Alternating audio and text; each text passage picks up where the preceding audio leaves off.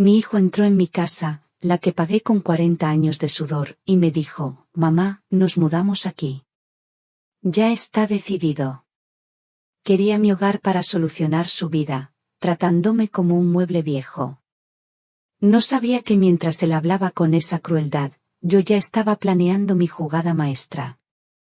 No se imaginan lo que hice después. Antes de continuar, suscríbete al canal y cuéntanos desde dónde estás escuchando en los comentarios. Ese martes, el aire de la mañana olía a café recién hecho y a la tierra húmeda de mis geranios. Era mi ritual. La cafetera italiana, pequeña, para una sola persona, burbujeaba sobre el fuego. Era mi sonido preferido. El sonido de mi paz. La paz que había tardado 40 años en construir, limpiando escaleras ajenas, doblando ropa que no era mía, para poder comprar esta casa. Mi casa. La puerta se abrió sin que sonara el timbre. Solo una persona en el mundo entraba así. Carlos.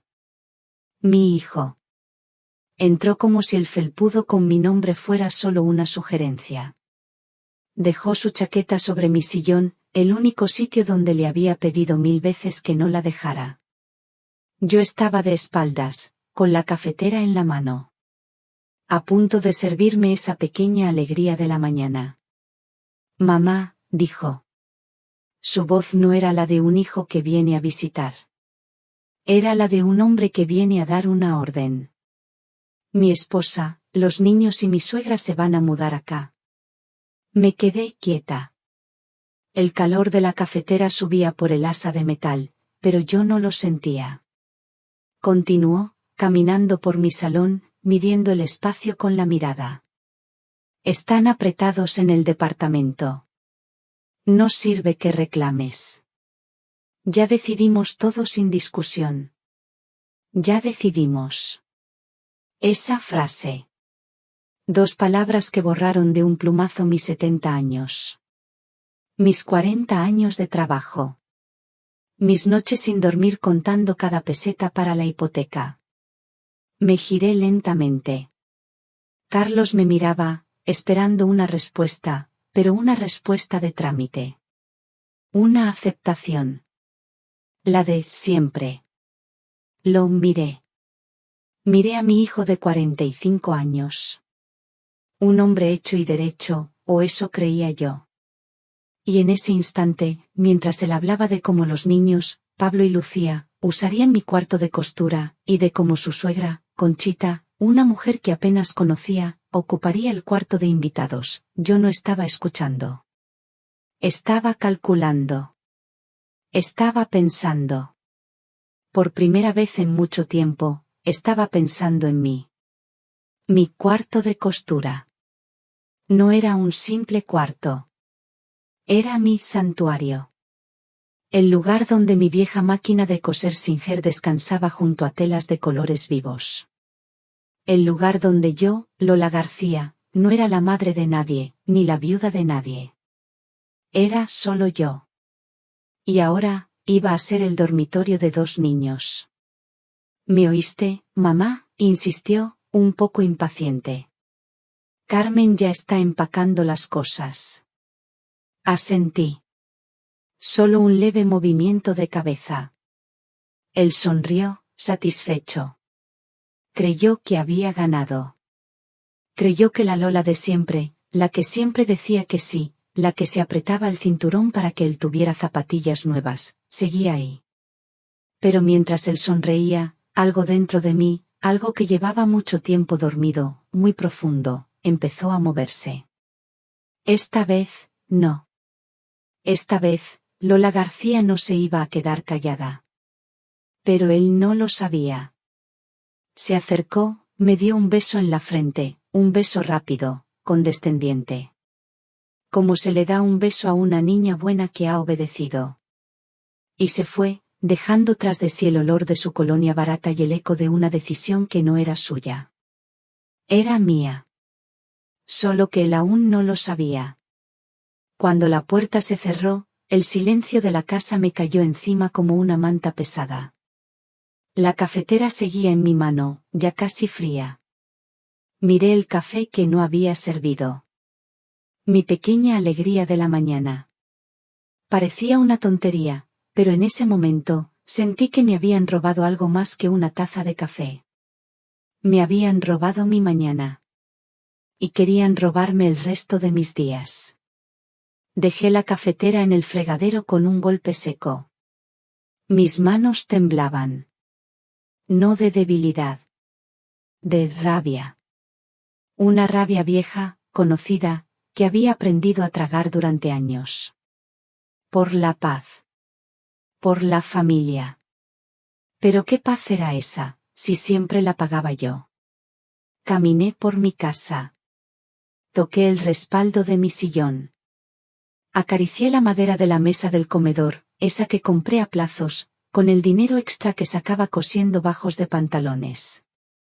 Cada objeto en esta casa tenía una historia. Una historia de sacrificio. Mi sacrificio. Y ahora, todo eso se sentía frágil. Como si pudiera venir cualquiera y llevárselo. Me senté en el sofá y, por un momento, me sentí muy pequeña. Muy sola. Las lágrimas querían salir, pero las contuve. Llorar no servía de nada. Llorar era lo que él esperaba. La reacción de una madre vieja y sentimental. Pero yo ya no me sentía sentimental. Me sentía como una leona a la que le quieren quitar su cueva. Cogí el teléfono. Mis dedos buscaron un número en la agenda casi sin que yo se lo ordenara. El de Elena. Mi amiga. La única que entendería. Elena es viuda, como yo. Vive sola en su piso desde hace 5 años, y sabe, como yo, lo que cuesta conseguir 1 metro cuadrado de paz en este mundo. Su hijo también intentó algo parecido el año pasado. Dígame, contestó su voz enérgica al otro lado. Elena, soy Lola, dije. Mi propia voz sonó extraña, como si fuera de otra persona. Lola, mujer, ¿qué pasa? Tienes una voz. No hizo falta más. Las palabras empezaron a salir. Al principio, atropelladas. Luego, más lentas, más amargas. Le conté todo. La llegada de Carlos. Sus palabras. Ya decidimos. Le conté cómo midió mi salón con la mirada, como un general inspeccionando un territorio conquistado. Elena escuchó. No me interrumpió ni una sola vez. Solo escuchó. Y ese silencio al otro lado del teléfono fue el abrazo que necesitaba. Cuando terminé, hubo una pausa. Luego, Elena dijo una sola palabra. Canalla. Y yo supe que no estaba loca. Que no era una vieja egoísta. Que mi rabia era justa. ¿Y tú qué has hecho?, preguntó ella. Nada. He asentido. Como siempre, confesé, y sentí una punzada de vergüenza. No, Lola. No como siempre, me corrigió Elena con firmeza. Me estás llamando a mí. Eso ya no es como siempre. Tenía razón. La Lola de antes se habría tragado el disgusto. Habría empezado a pensar en cómo mover los muebles para hacer sitio. Habría llorado a solas. Pero la Lola de ahora había cogido el teléfono. ¿Quiere traerlos el sábado?, le dije. Tenemos 4 días, respondió Elena, como si estuviera hablando de organizar una merienda. Su calma me contagió. ¿Tenemos?, pregunté. Claro que tenemos, ¿o pensabas que te iba a dejar sola en esto? Hablamos un rato más. Elena me contó historias de otras amigas del grupo de caminata. De Pilar Sánchez, a cuyo hijo se le ocurrió que podía vender el coche de su madre, porque ya era muy mayor para conducir. De Isabel Pérez, cuya hija le sugirió irse a una residencia, para estar mejor cuidada. Eran historias distintas, pero con la misma música de fondo. La música de unos hijos que, de repente, empiezan a ver a sus madres no como personas, sino como un problema que hay que gestionar. O como una solución a sus propios problemas. Cuando colgué, el temblor de mis manos había desaparecido. La rabia seguía ahí, pero ya no era un fuego descontrolado. Era otra cosa. Era un calor concentrado en el pecho. Era determinación. Miré a mi alrededor. A mi casa. A mi paz. Y una idea loca, audaz, que llevaba meses rondando mis pensamientos como una sombra, empezó a tomar forma. Elena tenía razón. Teníamos 4 días. Y yo, Lola García, iba a usarlos. Iba a jugar esta partida. Pero esta vez, iba a ser con mis propias reglas. Al día siguiente, miércoles, sonó el timbre. Esta vez sí. Sabía quién era antes incluso de mirar por la mirilla. Era Carmen, mi nuera. Llegó con una sonrisa ensayada y una bolsa de papel de una pastelería del barrio. La bolsa de los domingos. La que traían cuando querían pedir un favor. Suegra, dijo con una dulzura que no le sentaba bien. Le he traído unos croissants de almendra, sus favoritos. Sus favoritos. ¡Qué detalle! Ni siquiera recordaba cuando le había dicho yo que esos eran mis favoritos. Pura estrategia. Un intento de soborno que costaría, como mucho, 5 euros. Gracias, Carmen. Pasa, le dije, haciéndome a un lado. Entró y su mirada, rápida como un escáner, lo recorrió todo. No miraba los muebles, ni las fotos de los nietos. Miraba los metros cuadrados. Miraba el espacio. Mi espacio. Vine para hablar un poco de la mudanza, dijo, dejando la bolsa sobre la mesa de la cocina. Para que sepa que seremos muy cuidadosos con sus cosas. No se preocupe por nada. Sus cosas. Lo dijo como si yo fuera una inquilina a la que la nueva propietaria le promete no romperle sus cacharros. Pero mantuve la calma. Sonreí. ¿Quieres un café?, le ofrecí, sirviéndome el mío en mi taza de todos los días. Sí, gracias, suegra. Nos sentamos a la mesa. Ella, erguida, con las manos juntas, como en una reunión de trabajo. Yo, tranquila, sorbiendo mi café. Los niños están muy ilusionados, empezó. Pablo ya está pensando dónde poner su escritorio en el cuarto de costura. Y Lucía no para de preguntar si podrá jugar en el jardín. El cuarto de costura. Mi jardín. Lo decía con una naturalidad que me heló la sangre. Y mi madre, Conchita, está tan agradecida. Ya sabe que no puede vivir sola. A veces se le olvidan las cosas, las medicinas. Aquí estará mejor cuidada. Ahí estaba. La manipulación. Presentar la invasión como un acto de caridad. Convertir mi casa en una residencia de ancianos y una guardería, todo en uno. Y si me negaba, claro, sería yo la desalmada. Me quedé en silencio, mirándola por encima del borde de la taza. Ella esperaba que yo asintiera, que dijera algo como, claro, hija, para eso está la familia. Pero no lo hice. En lugar de eso, dejé la taza sobre el plato con cuidado, sin hacer ruido.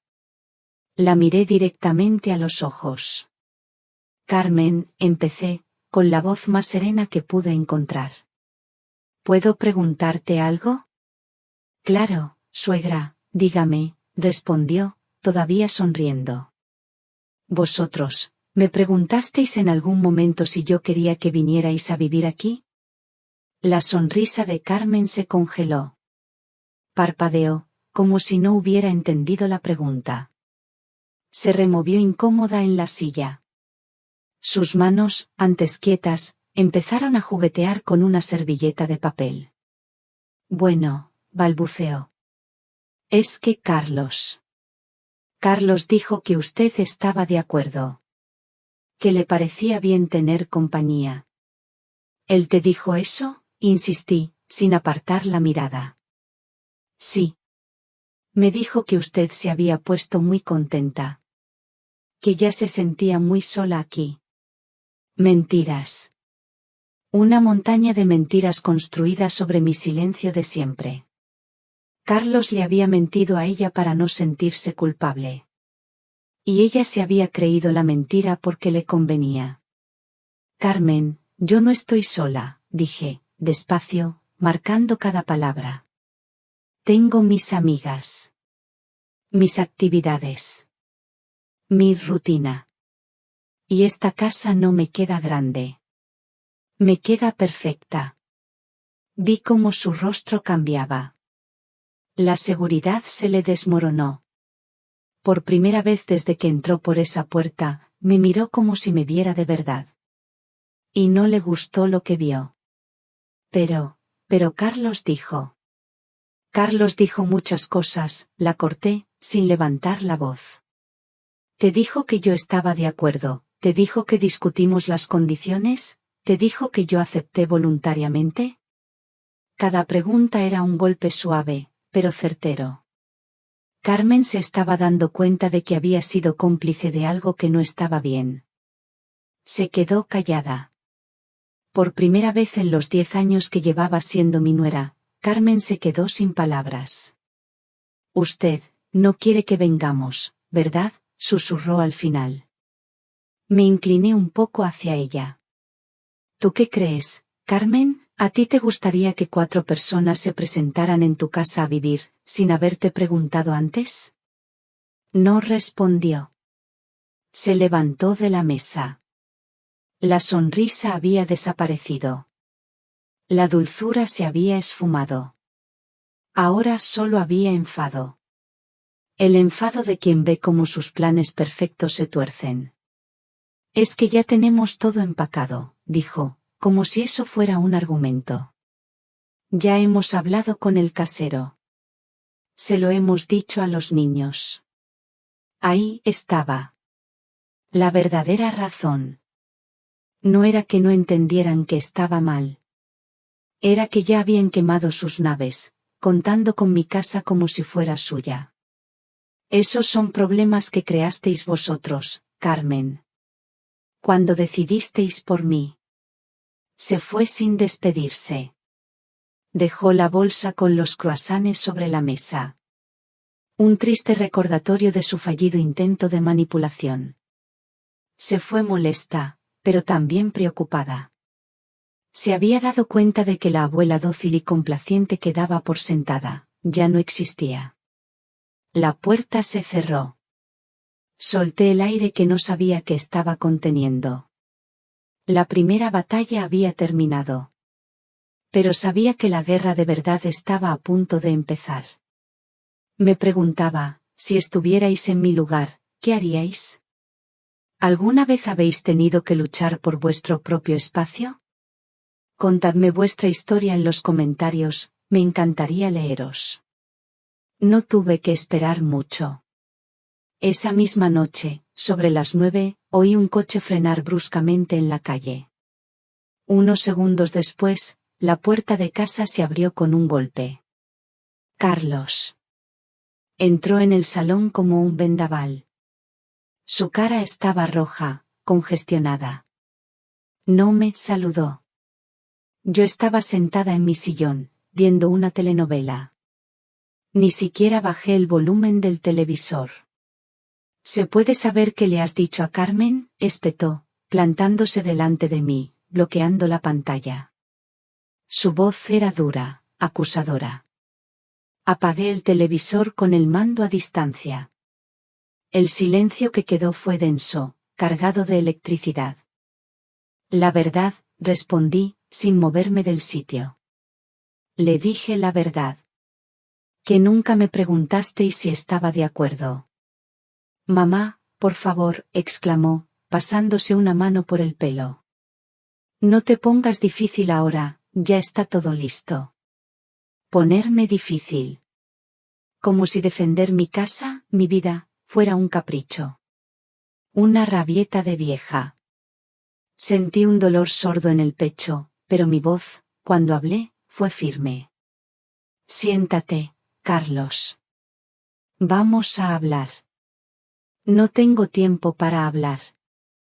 Solo necesito que cooperes.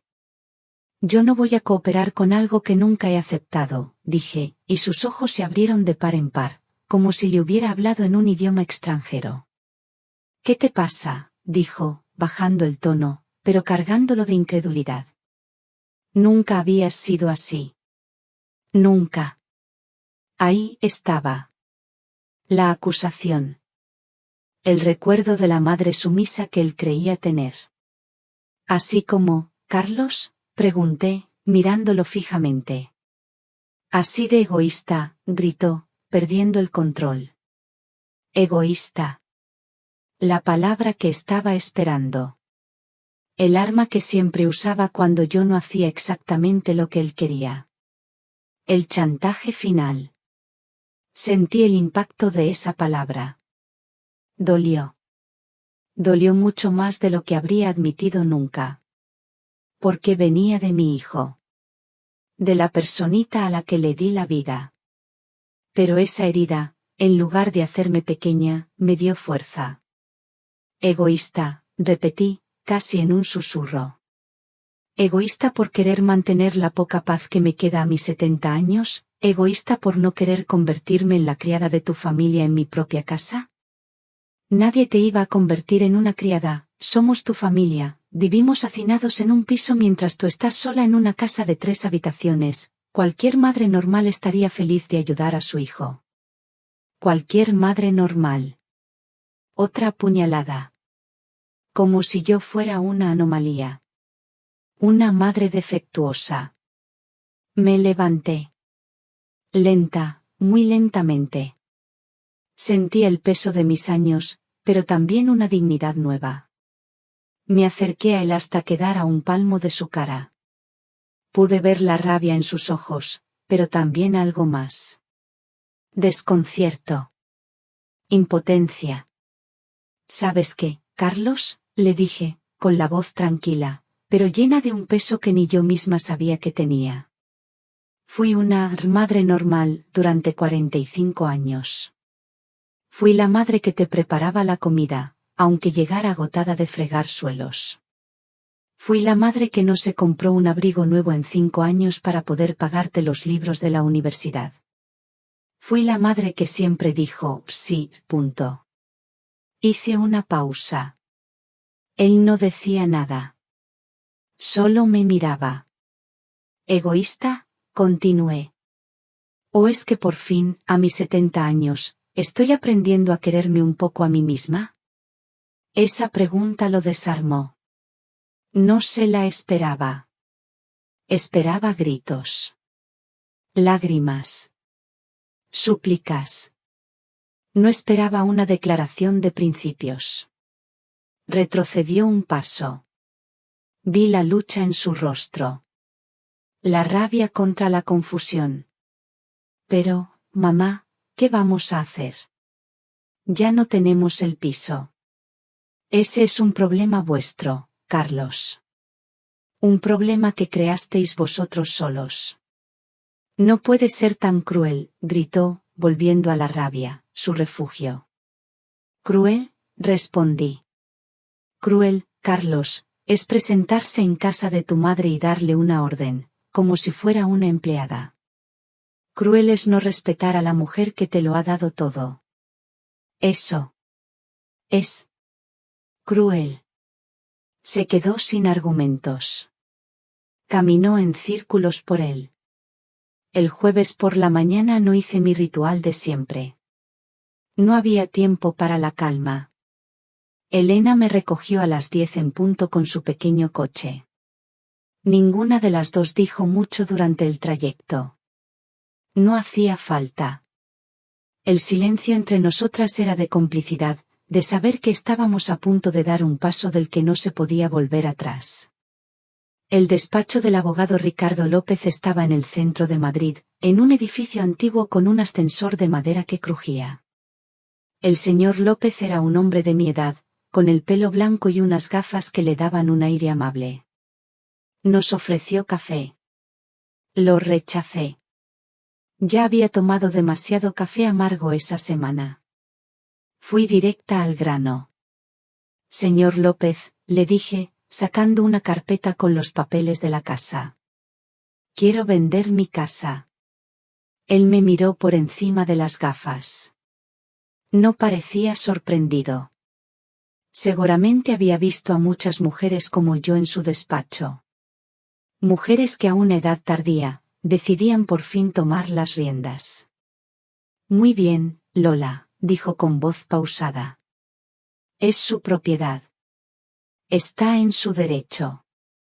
Pero debe saber que no es un proceso rápido. Revisó la escritura, el pago de impuestos, todos los documentos que yo había guardado con tanto esmero durante años. En el mejor de los casos, continuó, podríamos tardar unas semanas en encontrar un comprador serio. Y después, los trámites, el banco, la notaría. Esto puede alargarse un par de meses, fácilmente. Un par de meses. Sentí como si el suelo se moviera un poco bajo mis pies. Yo no tenía un par de meses. Tenía un ultimátum que acababa el sábado. Elena debió notar mi inquietud, porque sentí su mano sobre la mía, dándome un apretón suave. Necesito que sea rápido, dije, y mi voz sonó más desesperada de lo que pretendía. Haremos todo lo posible, Lola, respondió el abogado con profesionalidad. Pondremos el anuncio hoy mismo. Pero hay que ser realistas. Salimos de allí con una carpeta llena de copias y el corazón un poco encogido. El primer paso estaba dado, sí. Pero se había abierto un nuevo frente de batalla. La batalla contra el tiempo. Tendría que aguantar. Aguantar la presión, las llamadas, las visitas, durante semanas. Quizás meses. Cuando llegué a casa, la ansiedad era una bola apretada en mi estómago. Necesitaba mi ritual. Puse la cafetera al fuego, dispuesta a recuperar un trozo de mi paz robada. Pero justo cuando el agua empezaba a hervir, sonó el timbre.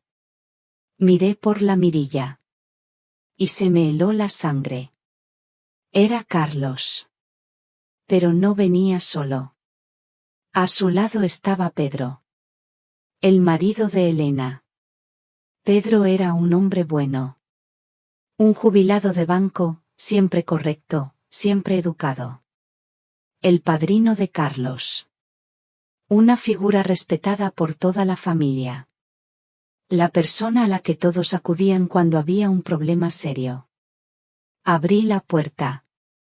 Mi mente iba a 1000 por hora. ¿Qué hacía Pedro aquí? ¿Lo sabía Elena? Me había traicionado. Lola, buenas tardes, me saludó Pedro con su voz grave y tranquilizadora. Detrás de él, Carlos me miraba con una expresión extraña.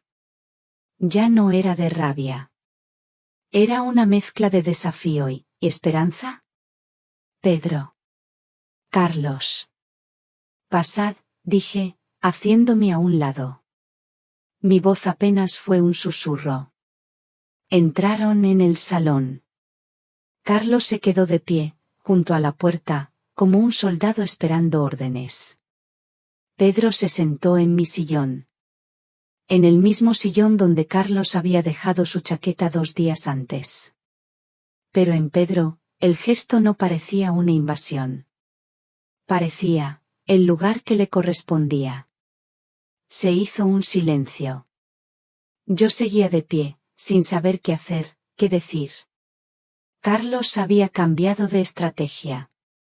Ya no venía con gritos. Venía con un embajador de paz. Un mediador. Y eso, lo supe en ese mismo instante, era mucho más peligroso. Pedro me miró con sus ojos claros y cansados. Lola, dijo, y su voz llenó la habitación. Carlos me ha contado lo que pasa. Y creo que tenemos que hablar. Con calma. Me quedé mirándolo, y luego miré a Carlos. Mi hijo ni siquiera me sostenía la mirada. Había ido a buscar al hombre más respetado de la familia para que luchara sus batallas. Y yo me pregunté qué podía hacer una mujer sola contra dos hombres. Contra un hijo desesperado y un hombre bueno que, seguramente, venía a recordarme cuál era mi deber como madre. Finalmente, me senté. En una silla del comedor, no en el otro sillón. Quería mantener una distancia. Sentía que si me sentaba frente a Pedro, en el mismo nivel, me vería arrastrada a una conversación que no quería tener. Pedro esperó a que yo estuviera acomodada. Era un hombre paciente, acostumbrado a negociar. Lola, comenzó, con esa voz profunda y serena que siempre inspiraba confianza. Sé que estás dolida. Y tienes tus razones. Carlos no hizo las cosas bien. Miré a mi hijo. Él seguía de pie, con la cabeza gacha. No dijo nada.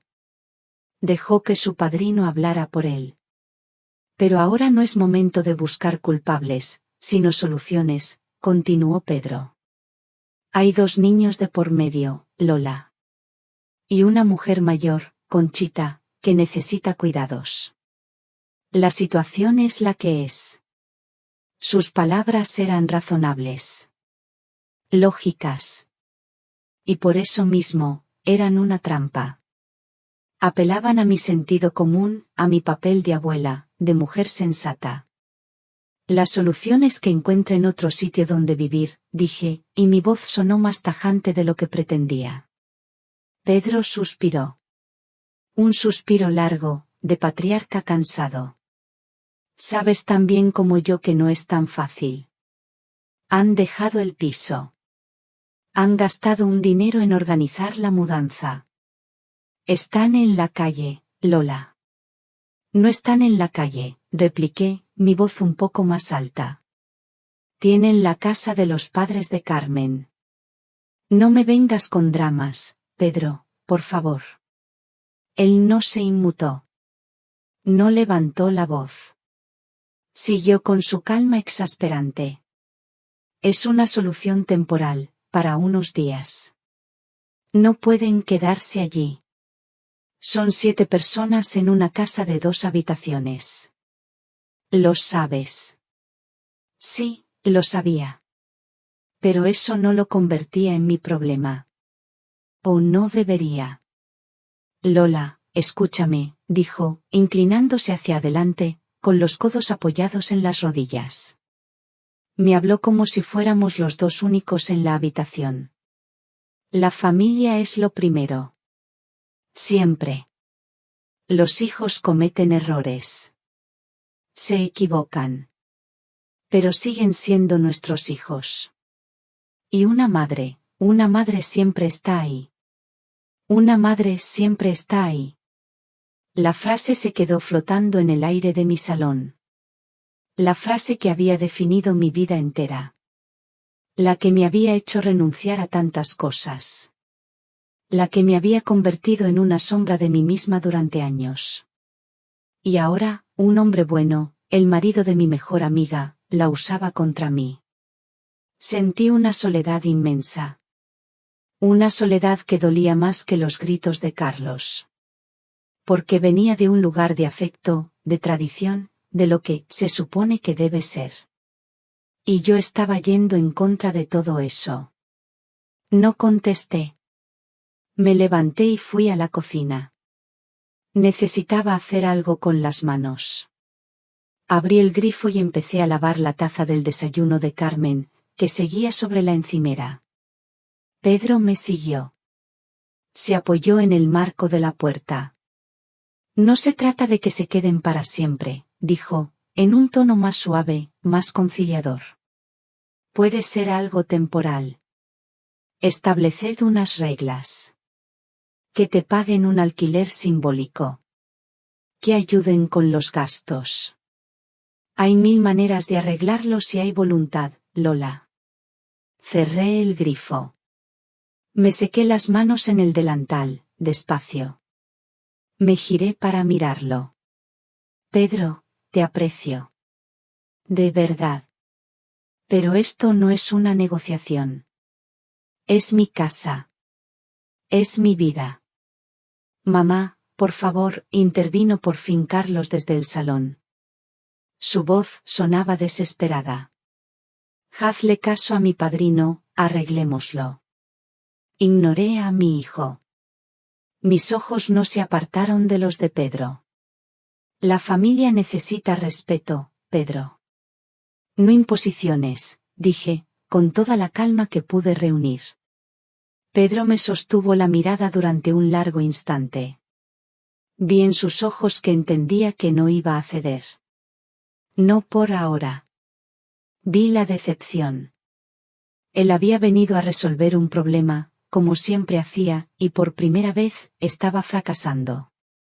Suspiró de nuevo, pero esta vez fue un suspiro de derrota. Está bien, Lola. No insistiré más hoy. Se giró para irse. Carlos lo miró, incrédulo, como si no pudiera creer que su arma secreta se rindiera tan pronto. Pero justo antes de salir de la cocina, Pedro se detuvo. Se volvió a mirarme, y su expresión ya no era la de un mediador. Era la de alguien que guarda un secreto. Lola, dijo, y su voz bajó a un murmullo confidencial. Quizá el chico se equivocó en las formas, no te lo discuto. Pero su desesperación tiene motivos que tú no conoces. Se quedó mirándome un segundo más, dejando que esas palabras se hundieran en mí. Y luego se fue, seguido por un Carlos confundido y derrotado. Me quedé sola en la cocina. El eco de sus últimas palabras rebotaba en las paredes. Motivos que yo no conocía. ¿Qué motivos? ¿Qué era lo que mi hijo, mi propio hijo, me estaba ocultando? Esa noche no pude dormir. Las palabras de Pedro daban vueltas en mi cabeza. Motivos que tú no conoces. ¿Qué podía ser tan grave? Le di 1000 vueltas. Problemas con Carmen. Problemas de salud. Nada encajaba. La desesperación de Carlos tenía que ver con algo más. Algo que no se atrevía a contarme. A la mañana siguiente, sonó el teléfono. Era Pedro. Lola, ¿podemos vernos?, me preguntó, sin rodeos. A solas. Quedamos en una cafetería a medio camino entre nuestras casas. Un lugar neutral. Cuando llegué, él ya estaba allí, con 2 cafés sobre la mesa. No me sorprendió. Pedro siempre se adelantaba a todo. No hubo charlas triviales. Pedro fue directo al grano, como un cirujano que va a abrir una herida. Lola, lo que te voy a contar es difícil, empezó, mirándome con una seriedad que me heló el corazón. Y te pido que me escuches hasta el final. Carlos no sabe que he venido. Asentí, incapaz de hablar. El problema de Carlos no es el piso, Lola. O no solo es el piso. Eso es solo la punta del iceberg. Hizo una pausa. El chico está ahogado en deudas. Deudas. La palabra cayó sobre la mesa, junto a las tazas de café. Me quedé mirándolo. Hace unos 6 meses, continuó Pedro, con voz grave, se metió en un negocio con un amigo. Una inversión. Algo de criptomonedas, de esas cosas modernas que ni tú ni yo entendemos. Le prometieron ganancias rápidas y fáciles. Claro. Fáciles. Como todo lo que Carlos había buscado siempre. El camino corto. Invirtió todos sus ahorros. Pidió un crédito rápido. E incluso, Pedro dudó un segundo, como si le costara decirlo, incluso cogió dinero que Carmen y él guardaban para la entrada de un piso más grande. Sin decírselo a ella. Sentí un frío que me recorría la espalda. Esto era peor de lo que había imaginado. Mucho peor. Y lo perdió todo, Lola. Todo. Me quedé en silencio. La imagen de mi hijo, el hombre hecho y derecho, se desmoronaba en mi mente. En su lugar, veía a un niño asustado que había hecho una trastada enorme. ¿Cuánto debe?, pregunté en un susurro. Pedro me miró a los ojos. Entre el crédito y lo que le debe a otra gente, la cifra ronda los 30.000 euros. 30.000 euros. La cantidad era tan grande que ni siquiera parecía real. Era una cifra de la tele, de las películas. No podía ser la deuda de mi hijo. Del niño al que yo le daba la paga los domingos. Por eso dejó el piso, explicó Pedro. No porque se le quedara pequeño, sino porque ya no podía pagarlo. Necesitaba venir a tu casa no solo para tener un techo, sino para dejar de pagar un alquiler y poder usar ese dinero para ir tapando agujeros. Era su única salida. Su último recurso. Ahora todo encajaba. La desesperación. La agresividad. La mentira a Carmen. El miedo en sus ojos. No era la soberbia de un hijo que se cree con derechos. Era el pánico de un hombre acorralado. ¿Por qué no me lo dijo?, pregunté, y la pregunta sonó a reproche, pero no sabía a quién se lo reprochaba. A él. A mí. A la vida. Por vergüenza, Lola. Por orgullo de hombre, ¿cómo iba a admitir delante de su madre que había fracasado, que había puesto en riesgo a su familia por una estupidez? Prefirió parecer un canalla a parecer un fracasado. A veces, para los hombres, es más fácil. Y entonces, Pedro me confesó la última pieza del puzzle. La que explicaba su implicación.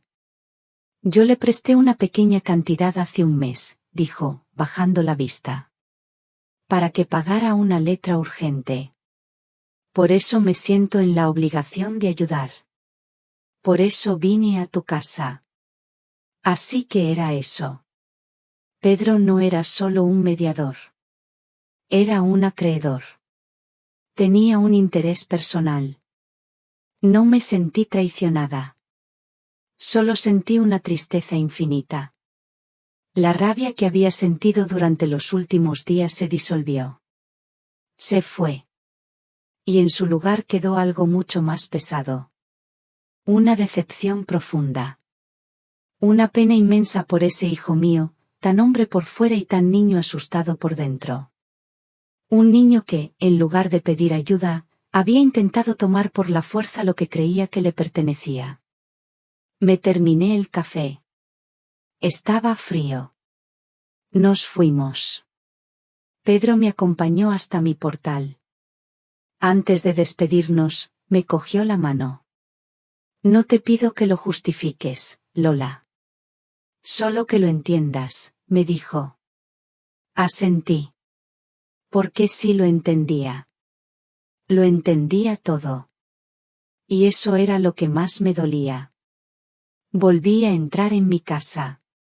La misma casa de siempre. Pero ya no la veía igual. Ya no era mi fortaleza amenazada. Era la solución fácil a los problemas de un hombre que se negaba a crecer. Se habían ido, dejándome sola en mi salón, un lugar familiar que de repente se sentía extraño. La verdad era como una roca pesada sobre mi pecho. Si habéis llegado hasta aquí en mi relato, por favor, escribid un número 1 en los comentarios. Así sabré que todavía hay amigos acompañándome en este viaje. Vuestra presencia es el mayor aliento para seguir contando el final de la historia de mi vida. Esa noche tampoco dormí.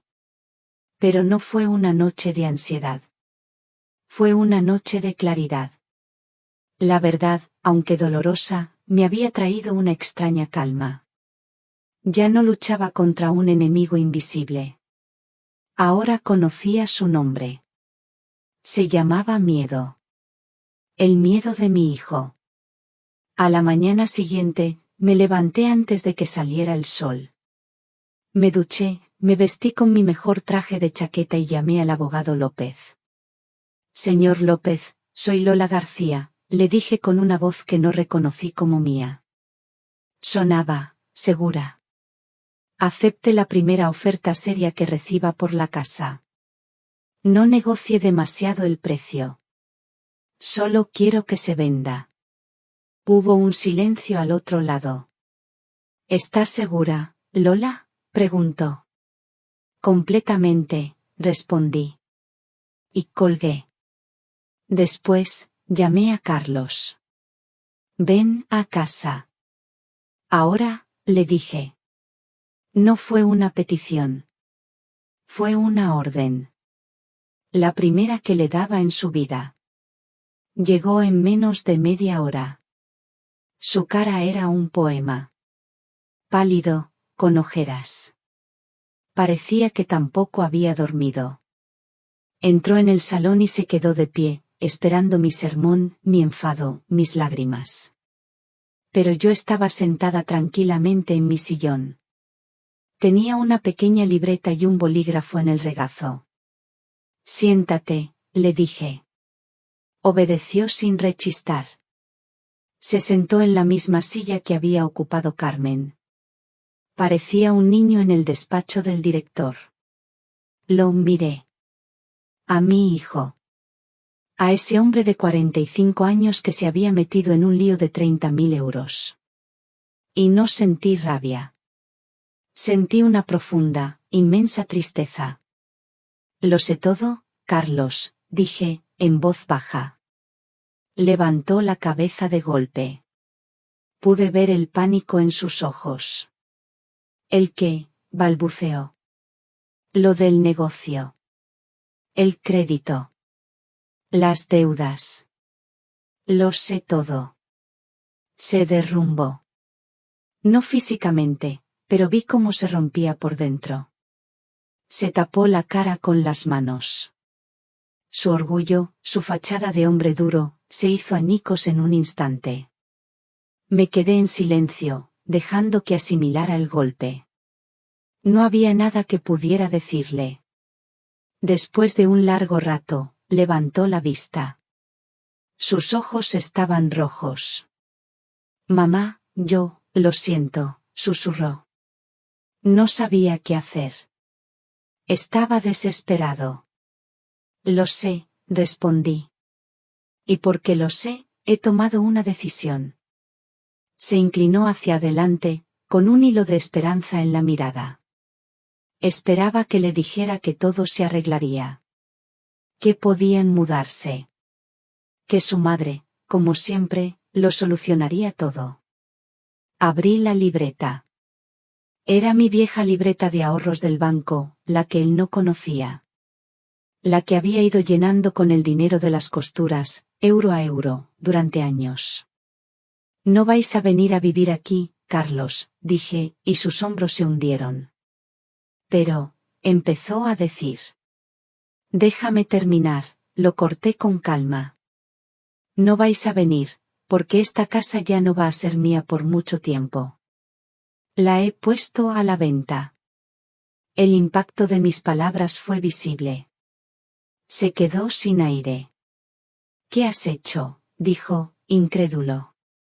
He hecho lo que tenía que hacer, respondí. Pero no te voy a dejar en la calle. No soy esa clase de madre. Arranqué un cheque de la libreta. Lo había rellenado esa misma mañana. Cogí el bolígrafo y lo firmé con mi nombre. Lola García. Mi firma era firme, sin temblores. Deslicé el cheque por la mesa hasta que quedó delante de él. Carlos bajó la vista. Miró el papel. Y luego me miró a mí, sin entender. Son 5.000 euros, le expliqué. Es una parte de mis ahorros. Tuyos.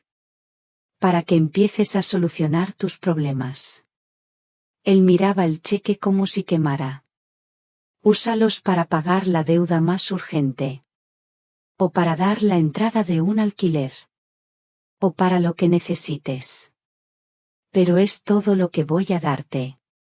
El resto del problema lo tienes que solucionar tú.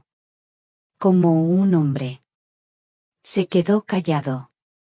Esperaba que le salvara. Y yo, en cierto modo, lo estaba haciendo. Pero no de la forma que él esperaba. No le estaba dando un refugio. Le estaba dando una responsabilidad. Esto no es dinero para que sigas tapando agujeros, Carlos, le dije, y mi voz se llenó de un peso que me salía del alma. Es dinero para que empieces a aprender. Para que empieces a ser el hombre que sé que puedes ser. El padre que tus hijos necesitan. Se levantó, cogió el cheque y lo guardó en su bolsillo sin mirarlo. No me dio las gracias. No dijo nada. Caminó hacia la puerta como un autómata. Pero antes de salir, se giró. Te quiero, mamá, me dijo, con la voz rota. Y yo sentí que el corazón se me partía en dos. Pero sabía que estaba haciendo lo correcto. Yo también te quiero, Carlos, le respondí. Pero ya no puedo vivir tu vida por ti. Cerró la puerta tras de sí, con suavidad. Y yo me quedé sola en mi salón. Con una casa a punto de ser vendida, y un hijo a punto de, quizás, empezar a vivir. Por fin.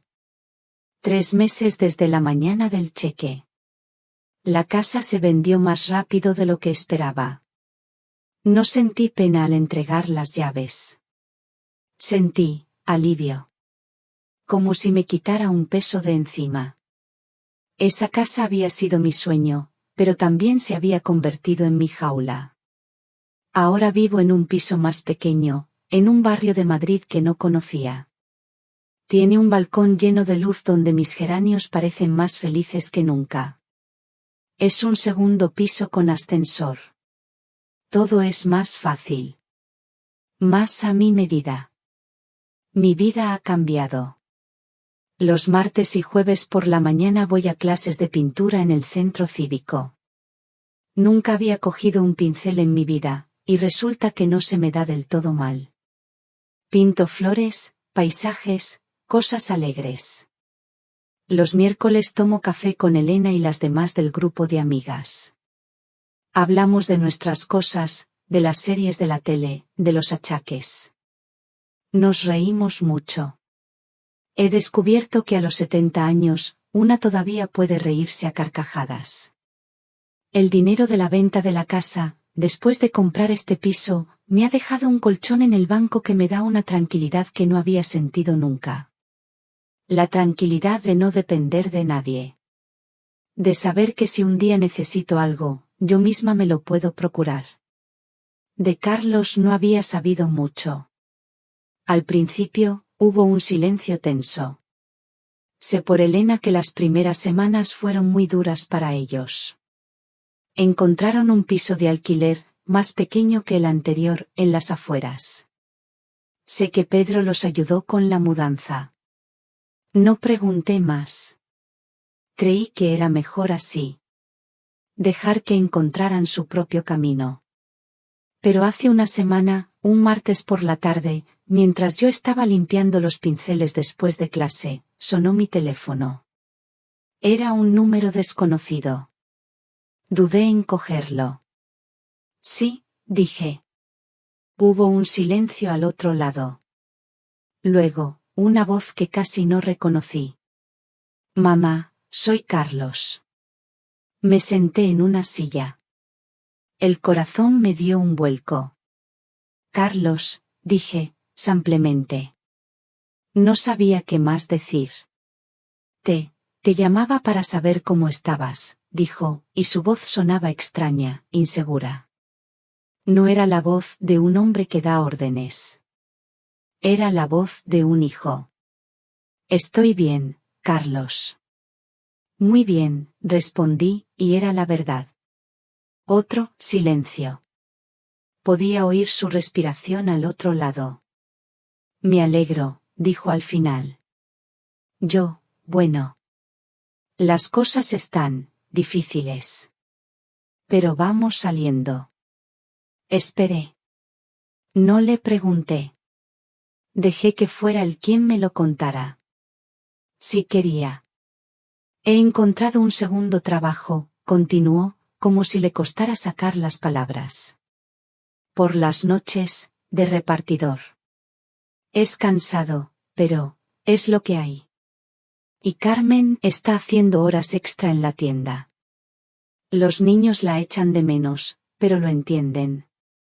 Escuché cada palabra. Y sentí algo que no esperaba. Orgullo. Un orgullo silencioso, hondo. No se estaba quejando. No me estaba pidiendo nada. Solo me estaba contando su vida. La vida real que estaba construyendo, ladrillo a ladrillo, con su propio esfuerzo. Ya he devuelto el dinero a Pedro, añadió.